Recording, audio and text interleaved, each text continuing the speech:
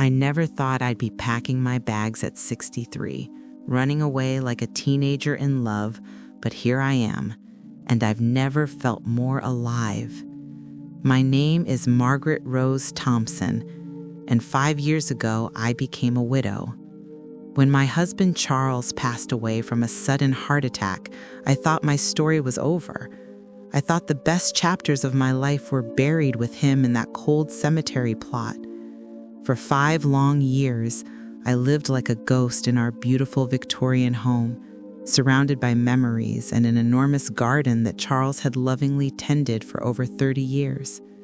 Charles was everything society expected in a husband: successful, reliable, a good provider. He built a small empire in real estate, leaving me financially secure but emotionally empty. Our marriage wasn't passionate, it was practical. We were companions more than lovers, and while I respected him deeply, I can't say I ever felt that breathless, heart-racing love that novels write about. The garden he left behind was his pride and joy. 3 acres of perfectly manicured lawns, rose bushes, vegetable patches, and a greenhouse that looked like something from a fairy tale. After his death, I couldn't bear to touch any of it. It felt like disturbing sacred ground. Thankfully, we had Henry, our old gardener who had worked with Charles for 15 years. Henry understood every plant, every seasonal cycle, every corner of that vast green space. But life has a way of forcing change upon us when we least expect it. 3 months ago, Henry suffered a stroke. At 78, his gardening days were over. As I sat in that sterile hospital room, watching this gentle man struggle to speak, I realized I was about to lose the last living connection to the world Charles had built. The garden would die without proper care, and with it, the last piece of my husband's legacy.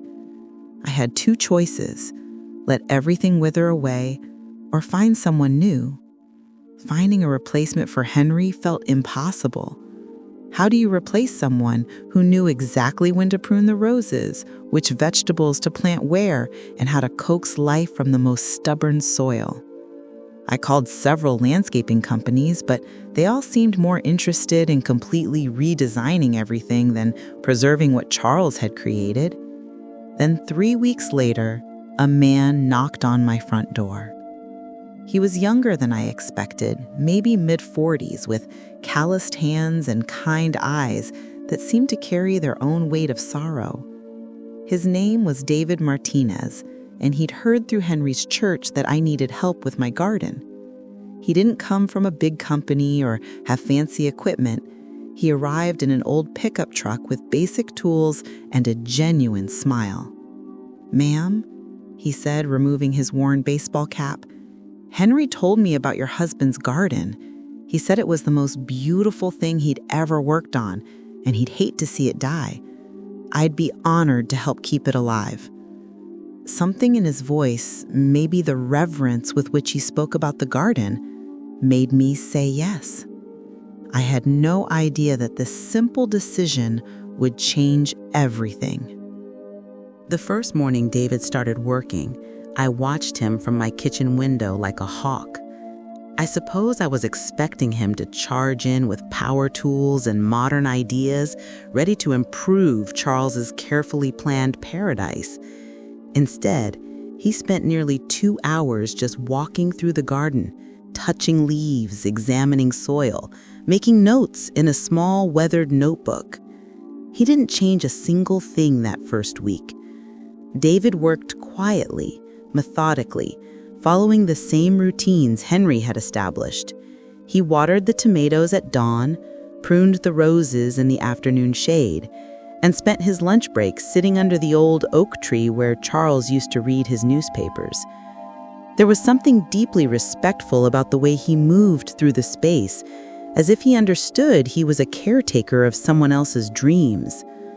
By the second week, I found myself bringing him iced tea. Not because I felt obligated, but because I genuinely wanted to. There was something peaceful about David's presence. He never rushed, never complained about the heat, never suggested that certain plants were too much work, like the landscaping companies had. "Your husband had an amazing eye," he told me one afternoon, accepting the glass gratefully. "Every plant here serves a purpose. The way he positioned the butterfly bushes to attract pollinators, how he created natural windbreaks for the delicate flowers. It's like reading poetry written in soil and seeds." I was surprised by his eloquence. Most people saw gardening as simple manual labor, but David spoke about it like art. When I mentioned this, his expression grew distant. "My wife used to say the same thing," he said quietly. "She believed gardens were love letters to the future, that you plant things knowing someone else might enjoy the blooms long after you're gone." The past tense wasn't lost on me, but I didn't pry. We all carry our losses differently. As days turned into weeks, our conversations grew longer. David would update me on the garden's progress, and somehow these reports evolved into real discussions. He told me about his plans to expand the herb section, his ideas for a small meditation area near the roses, his discovery of a family of rabbits that had made their home near the greenhouse. I began to look forward to these daily check-ins more than I cared to admit. David had a way of seeing beauty in things I'd stopped noticing. He pointed out how the morning light caught the dewdrops on the spider webs, how the bees had their own highways through the flower beds, how certain plants seemed to dance in the evening breeze. Through his eyes, I started seeing Charles's garden not as a memorial to be preserved, but as a living, breathing work of art that deserved to grow and evolve. One evening, as he was preparing to leave, I noticed David lingering by the rose bushes. His shoulders were tense and he seemed lost in thought. "Everything all right?" I asked. He turned to me with the saddest smile I'd ever seen. "Tomorrow marks 12 years since I lost them," he said simply. "My wife, Maria, and our son, Miguel. Car accident on a rainy Tuesday morning, just like today." My heart broke for this gentleman.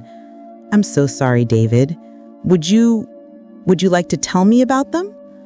For the next hour, as the sun set behind the oak tree, David shared stories about his family.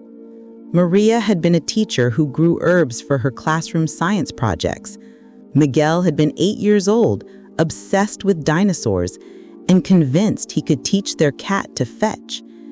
They'd been driving to Miguel's school play when a drunk driver ran a red light. I stopped living after that. Oh, I kept breathing, working, going through the motions, but I wasn't really alive. Not until he looked around the garden, then at me. Not until I found purpose again, taking care of something beautiful. That night I lay awake, thinking about David's words. We were both ghosts, weren't we? Both of us had been going through the motions of living without really being alive. But something was shifting. Some dormant part of my heart was stirring back to life. I just didn't realize yet how dangerous that could be. Something changed between David and me after that evening by the roses. It wasn't dramatic or sudden, more like watching a flower bloom in slow motion. The careful distance we'd maintained began to dissolve, replaced by an intimacy that felt both natural and terrifying. Our conversations grew deeper. David would share memories of Maria's terrible cooking and Miguel's endless questions about why flowers had different colors. I found myself telling him things I'd never spoken aloud, how lonely my marriage had really been, how Charles and I had lived parallel lives in the same house, how I'd spent 40 years being the perfect wife, while forgetting who Margaret really was underneath all those expectations. "You know what I think?" David said one afternoon as we sat in the shade, watching butterflies dance around the zinnias. "I think you're discovering yourself for the first time. Not Charles's wife, not your children's mother, just Margaret." He was right, and it scared me how good that felt. David had a way of seeing me that no one else ever had. When I mentioned feeling invisible at social gatherings, he laughed and said I commanded every room I entered. I just didn't realize my own power. When I complained about feeling too old for new adventures, he reminded me that I'd single-handedly maintained a 3-acre garden and a large house for 5 years. Hardly the actions of a fragile old woman. "You're not old, Margaret," he said, his voice soft but certain. "You're just getting started." The way he said my name made my heart skip like a schoolgirl's. By the 3rd month, our routine had evolved into something that felt dangerously close to courtship. David would arrive each morning with coffee from the little shop downtown, 1 black for him, 1 with cream and 2 sugars for me, exactly how I liked it, though I'd never told him my preference. He'd learned it simply by watching, by paying attention in a way no one had for years. We'd take walks through the garden together, planning seasonal changes, but really just enjoying each other's company. David would point out new growth, celebrate small victories like the recovery of a struggling rose bush, and always, he made me feel like my opinions mattered. One evening in late September, as we watched the sunset paint the sky in brilliant oranges and pinks, David reached over and gently took my hand. "Margaret," he said, his voice barely above a whisper, "I need you to know something. What I feel for you, it's not gratitude for the job or loneliness looking for comfort. It's real. It's love." My breath caught in my throat. At 63, I thought I was beyond the reach of such declarations. But sitting there with my hand in his calloused, gentle grip, I felt more beautiful and desired than I had in decades. "I love you too," I whispered back, and the admission felt like coming home to myself. Our first kiss happened 3 days later, in the greenhouse among the orchids Charles had been so proud of.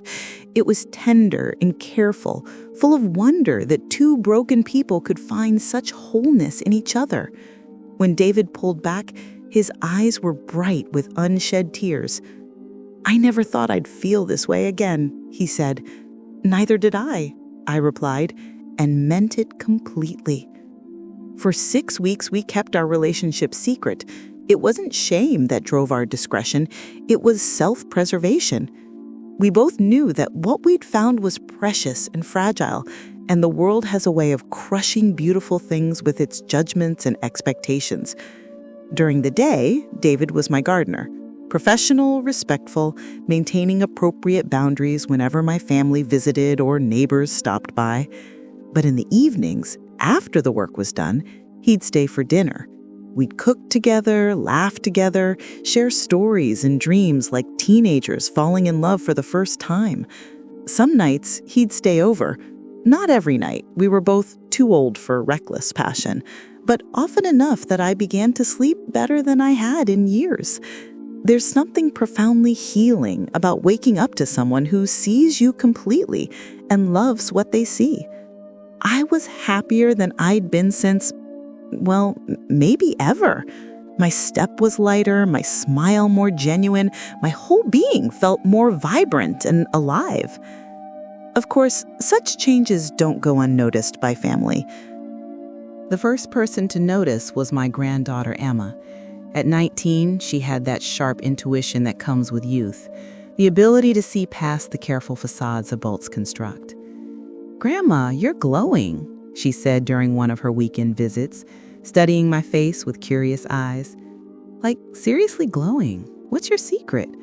New skincare routine?" I laughed, probably too quickly. "Just getting more fresh air in the garden, sweetheart." But Emma wasn't fooled. Over the following weeks, she made little comments. How I hummed while cooking now. How I had started wearing the pretty blouses that had hung untouched in my closet for years. How I seemed lighter somehow, as if some invisible weight had been lifted from my shoulders. "It's nice seeing you happy again, Grandma," she said one afternoon as we watched David work from the kitchen window. "You deserve happiness." If only the rest of my family shared her perspective. My son Robert, 45, successful, and convinced he knew what was best for everyone, started visiting more frequently. At first, I thought he was just being attentive, checking on his aging mother, but I began to notice how his eyes followed David around the property, how he asked pointed questions about the garden expenses, and how he scrutinized every interaction between us. "Mother, don't you think this gardener is here rather often?" he asked one Sunday afternoon, his lawyer's voice carrying that tone of controlled suspicion I'd learned to dread. "And these garden improvements, they seem quite expensive for someone on a fixed income." "The garden is thriving, Robert," I replied carefully. "David takes excellent care of everything your father built." "I'm sure he does," Robert said, but his tone suggested he believed nothing of the sort. His wife, Jennifer, was worse.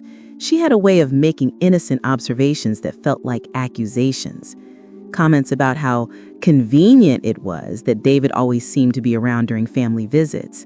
Questions about whether I was being too trusting with strangers. Suggestions that perhaps I should consider a more established landscaping company. "We just worry about you, Margaret," Jennifer said with that syrupy concern that fooled no one. "You're all alone in this big house, and you never know what people's real motivations might be." I wanted to scream that I wasn't alone, that for the first time in years I felt truly seen and cherished. But I held my tongue, sensing that any defense would only fuel their suspicions. The tension reached a breaking point during a family dinner in early November. David had been working late, winterizing the garden beds, and I'd invited him to join us for the meal I'd already prepared.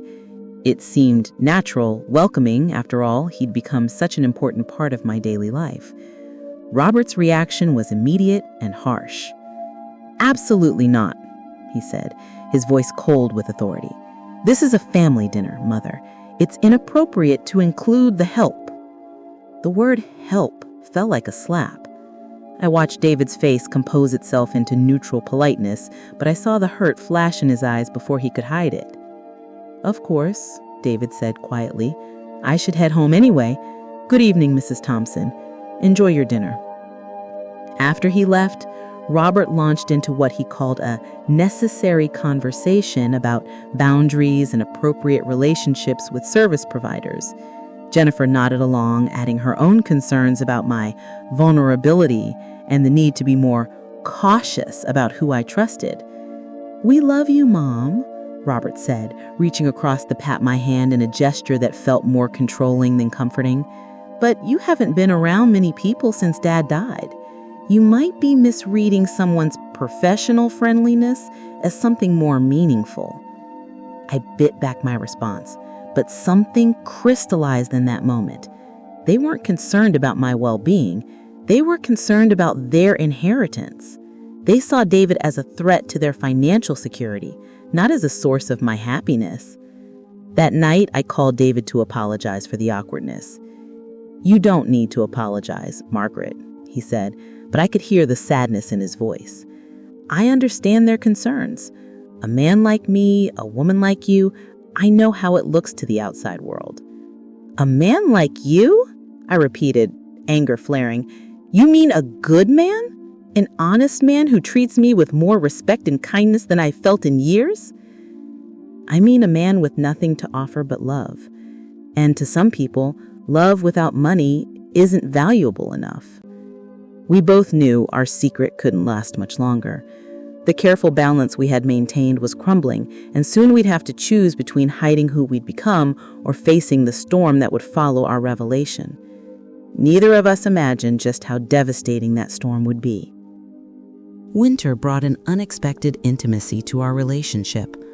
The garden required less daily maintenance, which meant our time together became more precious and deliberate. David would arrive later in the mornings, spend hours on smaller projects like repairing trellises or planning next year's plantings, and more often than not, he'd stay for dinner and through the night. We'd grown comfortable with each other in ways I'd never experienced with Charles. David would make breakfast while I read him interesting articles from the newspaper. I'd help him research new varieties of heirloom tomatoes for the spring garden.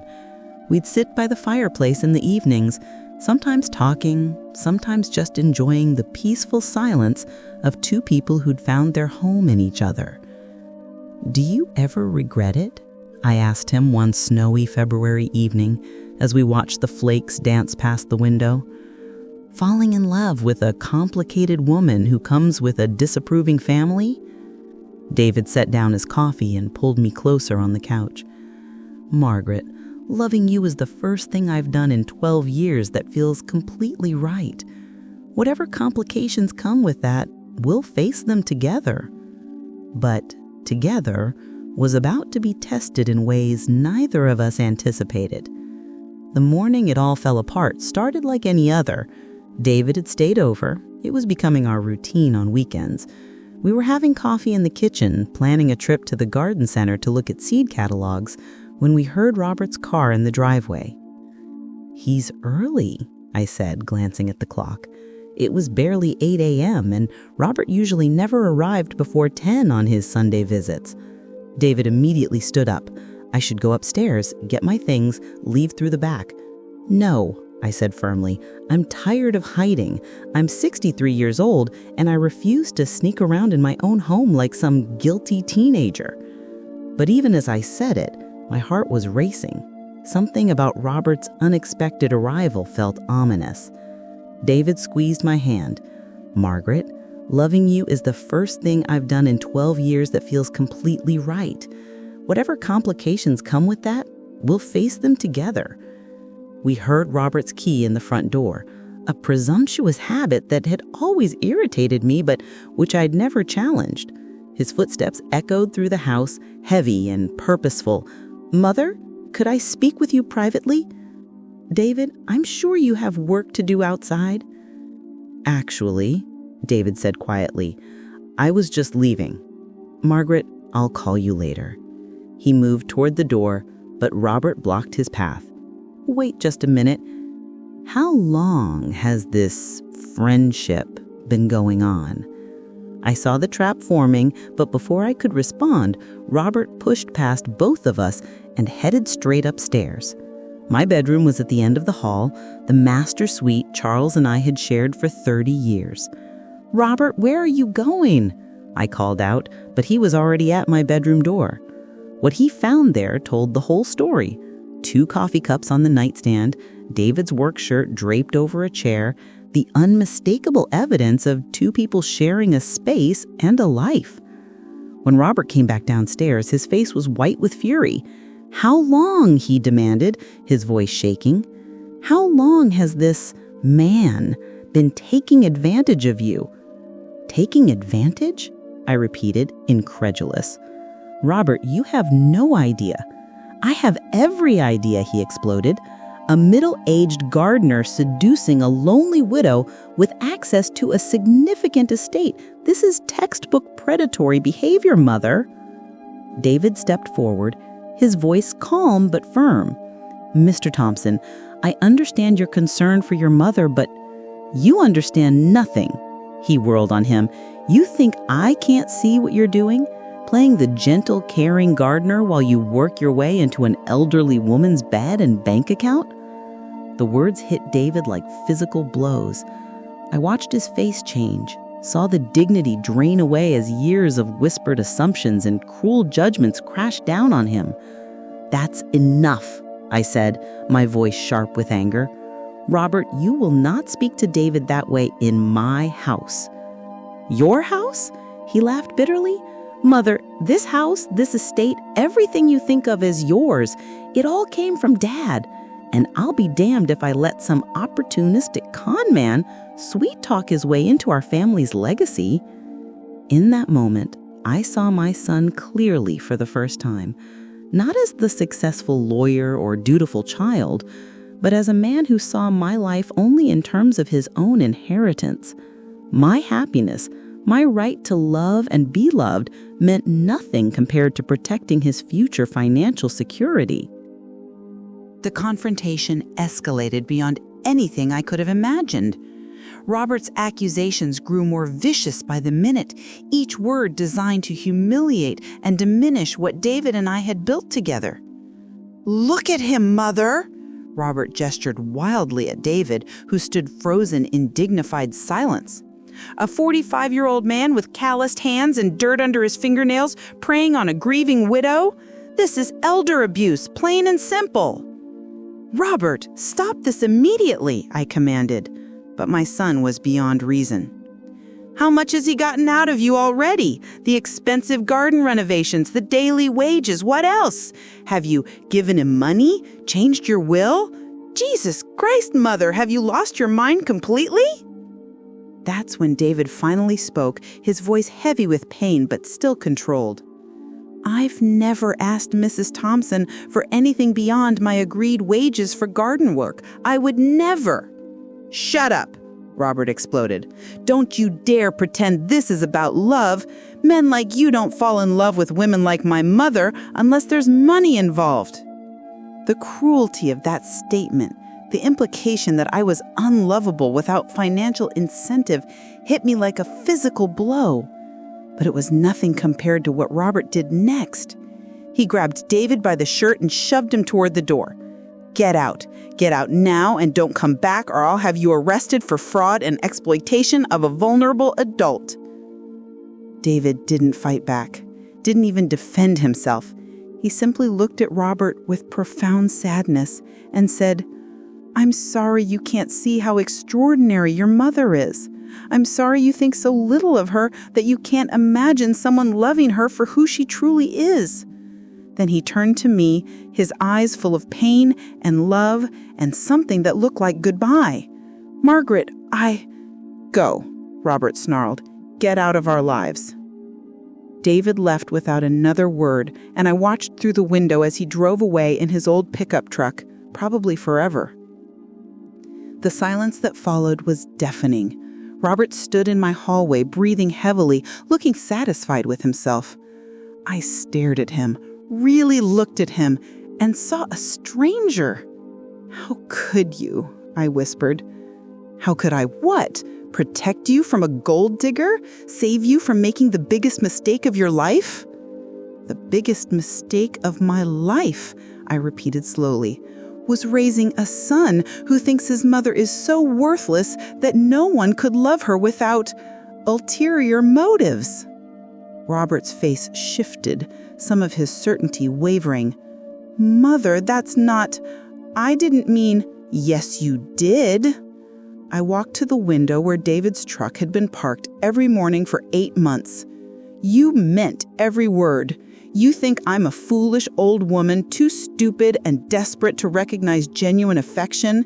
You think I have nothing to offer except Charles's money. Mom, please, you're upset. You're not thinking clearly. I'm thinking more clearly than I have in years. I turned to face him, and he must have seen something in my expression that frightened him, so he took a step back. Do you want to know what David gave me, Robert?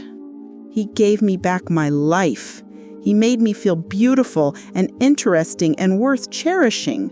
He listened to my thoughts, valued my opinions, and loved me. Not Charles's widow, not your mother, not the keeper of the family money, but me, Margaret Rose Thompson. But Mom, for 8 months, I've been happier than I ever was in my 40-year marriage to your father. David brought joy back into my world, and you just destroyed it because you're terrified he might cost you part of your inheritance. Robert's face flushed red. That's not fair. I'm concerned about your welfare. No, you're concerned about your wallet. I moved toward the stairs, suddenly exhausted. Do you want to know the truth, Robert? Your father left me very well provided for, but the bulk of his estate is already in trusts for you and your sister. The house, the investments, most everything you're so worried about protecting, it's already legally yours. My monthly income and personal savings wouldn't significantly impact your inheritance, even if I spent every penny on garden improvements and gifts for David. I watched this information sink in. Watched Robert realize that his dramatic intervention had been both cruel and unnecessary. But even if that weren't true, even if David were after my money, which he isn't, I'm a grown woman with the right to make my own choices, even foolish ones. You had no right to humiliate the man I love in my own home. The man you love? Robert looked stricken. Mom, you barely know him. I know him better than you know me, apparently. I know he's kind and honest and treats me with respect. I know he makes me laugh and feel valued and beautiful. I know he held me when I cried about missing your father and never once made me feel guilty for grieving another man. I know he suffered terrible losses and found the courage to love again anyway. Mom, please, let's talk about this rationally. There's nothing rational about love. There's nothing rational about two broken people finding wholeness in each other. But there's also nothing shameful about it, despite what you seem to think. I went into my bedroom and closed the door. From my window, I could see the garden David had tended so lovingly, now bare in the February cold, but full of promise for spring. Except there would be no spring for us, no chance to see the fruits of the plans we'd made together. The letter I left on the kitchen table was short and simple. After 40 years of explaining myself, justifying my choices, and seeking approval I had never truly received, I found that brevity suited me perfectly. Dear Robert and Jennifer, by the time you read this, I'll be gone. The house, the investments, and everything your father built are yours now, exactly what you wanted. The deed transfer papers are with my attorney, signed and notarized yesterday. I'm 63 years old, and I refuse to spend whatever years I have left apologizing for choosing love over your approval. David Martinez is the best man I've ever known, and I'm going to spend the rest of my life showing him the same love and acceptance he's shown me. Don't look for me. I'm not running away. I'm running toward the life I should have chosen years ago. Be well. Be happy. Try to understand that your mother is finally both. Margaret. I sealed the envelope with hands that shook slightly, not from fear, but from exhilaration. At 63, I was finally authoring my own story. 3 days had passed since Robert's attack on David. 3 days of silence, of staring at my phone, wanting to call, but not knowing what to say. How do you apologize for your son's cruelty? How do you ask someone to forgive what might be unforgivable? But yesterday, David had called me. Margaret, his voice was soft, careful, as if he were afraid I might hang up. I don't need time to think. I need to apologize. I need to tell you that everything my son said was wrong and cruel and... Stop, he said gently. You don't need to apologize for loving your family, even when they hurt you. I know who you are, Margaret.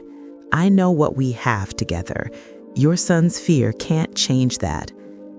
But it can keep us apart. There was a long pause.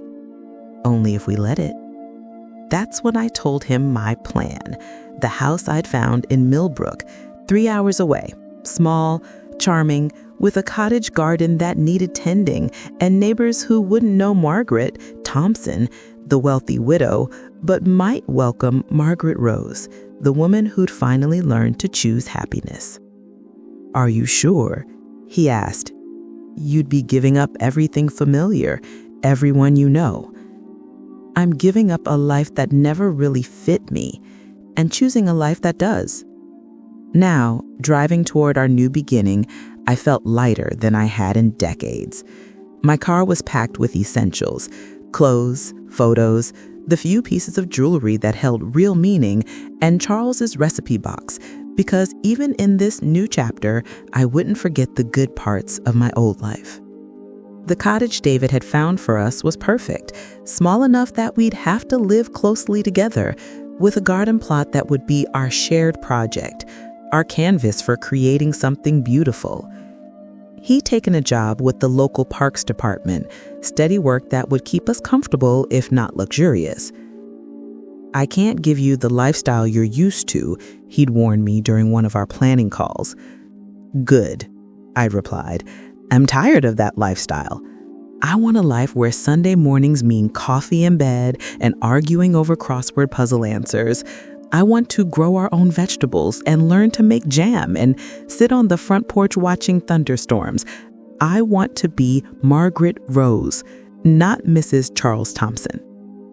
As I turned into the cottage driveway, I saw David waiting for me on the front steps. He looked nervous, hopeful, and so handsome in his simple flannel shirt and jeans that my heart did that same skip it had done the first time he'd taken my hand. He opened my car door and helped me out, and when I stood before him, he cupped my face in his gardener's hands and looked at me like I was the most precious thing in the world. "Are you ready for this? Really ready? No second thoughts?" I thought about Robert, probably discovering my letter right about now. I thought about the shocked whispers that would follow when the neighbors learned I'd run away with the gardener. I thought about the comfortable, empty life I was leaving behind. Then I looked at David, really looked at him, and saw my future reflected in his eyes. "I've never been more ready for anything in my life," I said. When he kissed me on the front steps of our new home, surrounded by winter bare garden beds that would bloom with spring promise, I knew I'd finally written the ending to my story that I'd always been meant to write. Some people might call it scandal. Others might whisper about the foolish old woman who threw away security for passion. But me, I call it the first day of the rest of my life. And at 63, I'm just getting started. And now I want to speak with you, there on the other side of the screen. What did you think of Margaret's incredible journey? This is a real story. The names and locations have been changed to protect the privacy of those involved, but the emotions, the struggles, and the courage are absolutely genuine. Have you ever known someone who found love later in life? Maybe a grandmother who remarried, a neighbor who started dating in their 60s, or perhaps you've witnessed family members react with shock when an older relative chose happiness over expectations. Margaret's story reminds us that the heart doesn't have an expiration date. At 63, she discovered that it's never too late to choose yourself, to choose love, and to write a new chapter when everyone else thinks your story is already finished. Some might call her foolish for leaving security behind. Others might see her as an inspiration, a woman who refused to let fear or family pressure dim her light. What strikes me most is her realization that she'd spent 40 years being who everyone else needed her to be, and only found herself when she finally chose what made her truly happy. Love stories aren't just for the young. Sometimes the most beautiful romances bloom when we've lived enough to truly appreciate their rarity. If Margaret's journey touched your heart, please share your thoughts in the comments below. Have you or someone you know faced similar choices? Keep following our channel for more stories based on real events, stories of courage, love, and second chances that prove it's never too late to rewrite your ending.